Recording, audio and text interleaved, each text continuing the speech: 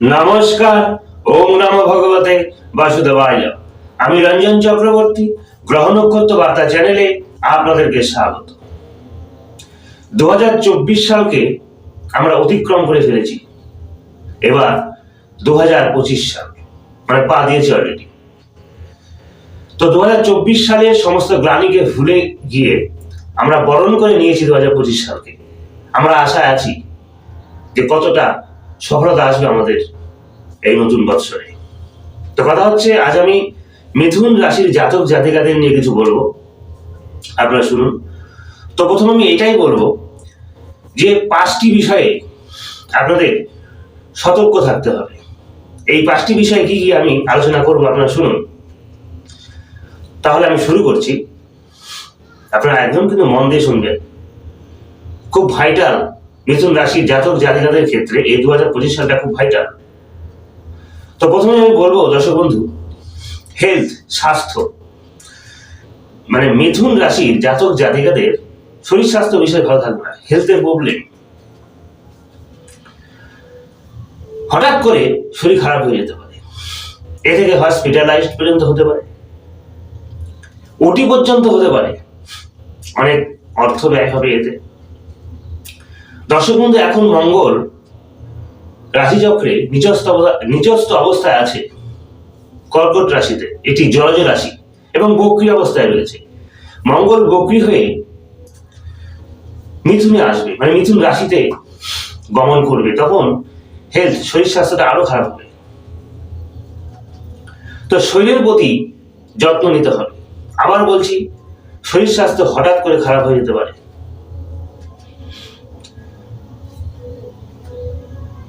রক্তক্ষরণ, দুর্ঘটনা পর্যন্ত হতে পারে।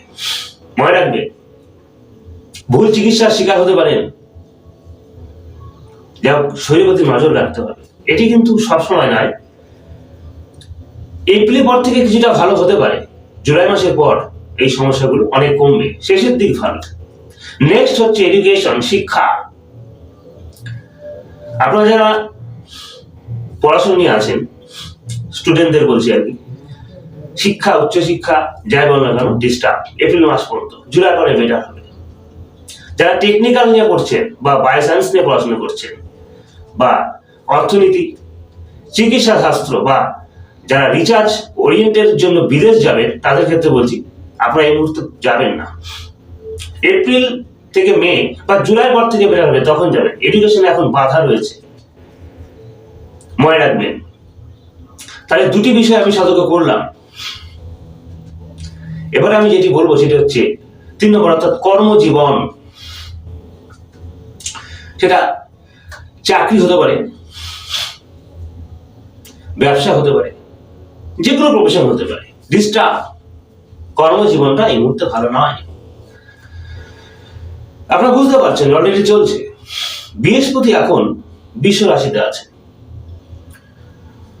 বৃহস্পতি যখন মিথুন রাশিতে প্রবেশ করবেন বা করবে, তখন থেকে আপনাদের এই কর্মজীবনটা ভালো হবে। কারণ মিথুন রাশির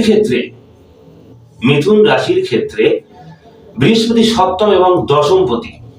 তাহলে বুঝুন, কর্ম এবং ব্যবসা, এই দুইয়ের অধিপতি উনি এখন দ্বাদশে আছেন, বক্রী অবস্থায়। তো বক্রত্যাগ করলেও মিথুন রাশিতে প্রবেশ করতে অনেক বাকি রয়েছে। এবছরের মাঝামাঝি, মানে 2025 সালের মাঝামাঝির পর থেকে আপনাদের এই কর্মের জায়গাটা ভালো হবে।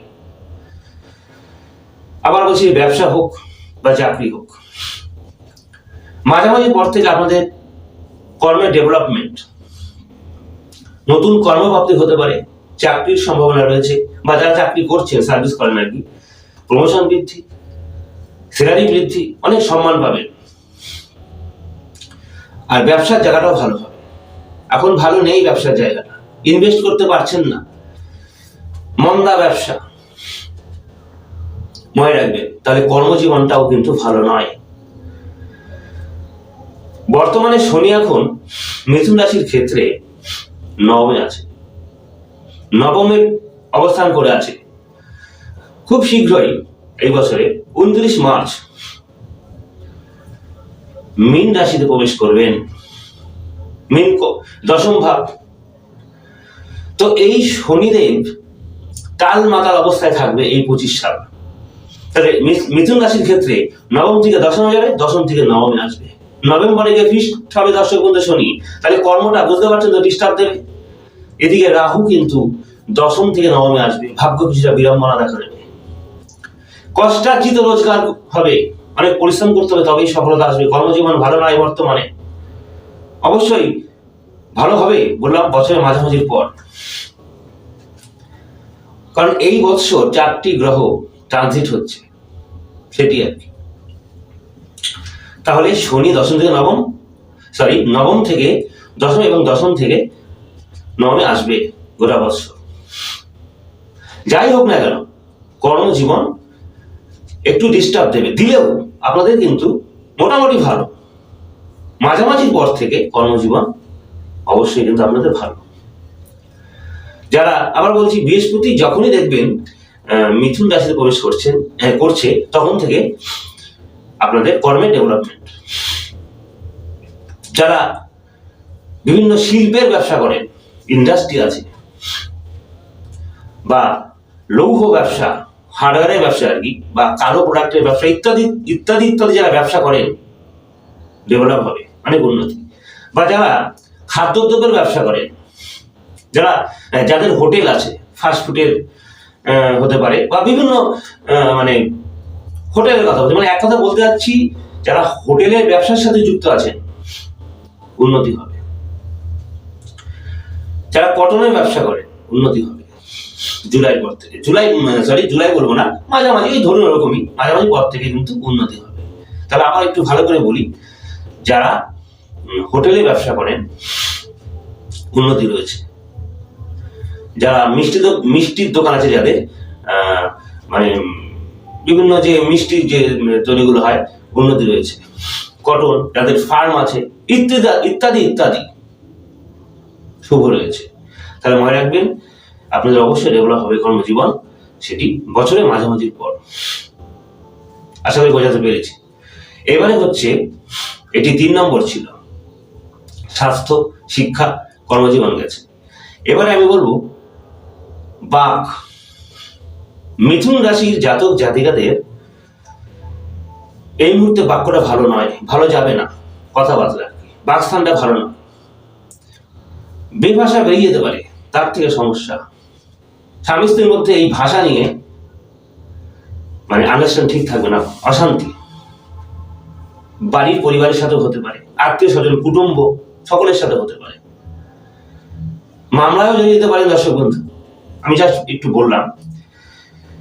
তো বাকস্থানটা খুব খারাপ, বাক্য সংযত ভাবে কথা বলতে হবে, তা না হলে কিন্তু আপনি সত্যি হয়ে যাবেন, নিজের কারণে নিজে সত্যি হয়ে যেতে পারেন। বাক ভাবটা মানে কথাবার্তা ভালো রাখতে হবে, চেষ্টা করবেন। আমি আবার বলছি, 5টি বিষয়ে সতর্ক থাকতে হবে, তাহলে এই জায়গাটা ঠিক রাখবেন। দর্শক বন্ধু, 4টি বিষয়ে বোঝালাম, আরেকটি আছে, সেটি হচ্ছে অর্থদণ্ড। এই মুহূর্তে অর্থদণ্ড বিভিন্ন পারপাসে ইনভেস্ট হবে না, বেরিয়ে যাবে, অর্থ বেরিয়ে যাবে। বছরের মাঝামাঝি পর থেকে ডেভেলপমেন্ট, তখন সঞ্চয় করতে পারবেন, সেভিংস করতে পারবেন। এখন পারবেন না, বুঝতে পারবেন না কেন, কি মানে কিভাবে হচ্ছে, মানে কিভাবে অর্থ বেরিয়েছে বুঝতে পারবেন না। দেখুন দর্শক বন্ধু, কারণ ছাড়া অর্থদণ্ড হয় না, অর্থ খরচ হয় না। তবু বলছি, আপনারা বুঝতে পারবেন না, আপনারা বুঝতে পারবেন না যে কি করে অর্থদণ্ড হচ্ছে। সেভিংসে বাধা। মনে রাখবেন, ধনস্থানে মঙ্গল রয়েছে, অর্থের জায়গায় মঙ্গল রয়েছে নিচস্থ অবস্থায়, ব্যয় করিয়ে দেবে, ইনভেস্ট তো হবে, ব্যয় করে দেবে, অর্থদণ্ড। তো মঙ্গল যতদিন সিংহে না আসছে, ধরুন জুলাই মাসের পর আপনাদের অর্থের জায়গাটা ভালো হবে, সেভিংস করতে পারবেন।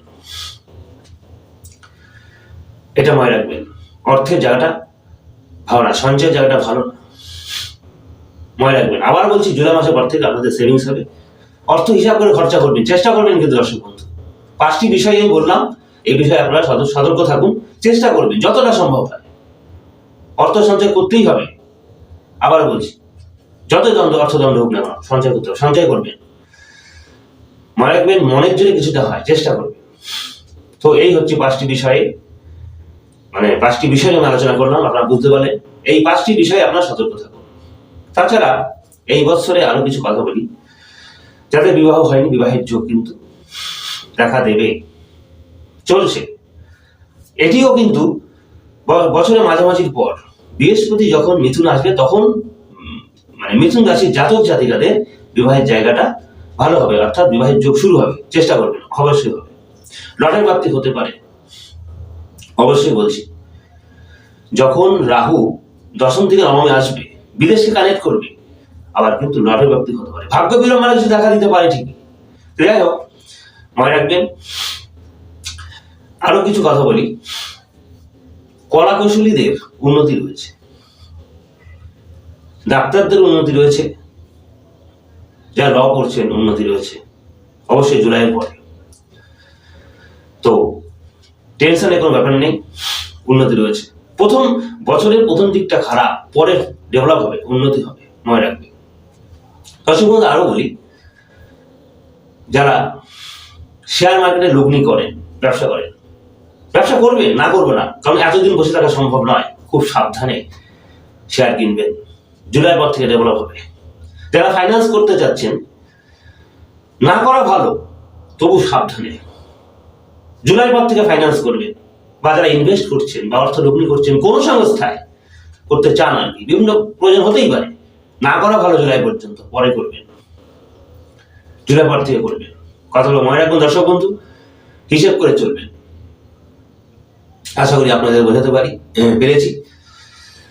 তো এই হচ্ছে মিথুন রাশির জাতক জাতিকাদের ফলাফল। 5টি বিষয় সতর্ক করলাম, প্লাস আরো কিছু আলোচনা করলাম, আপনারা বুঝতে পেরেছেন। তো সেভাবে আপনারা চলুন।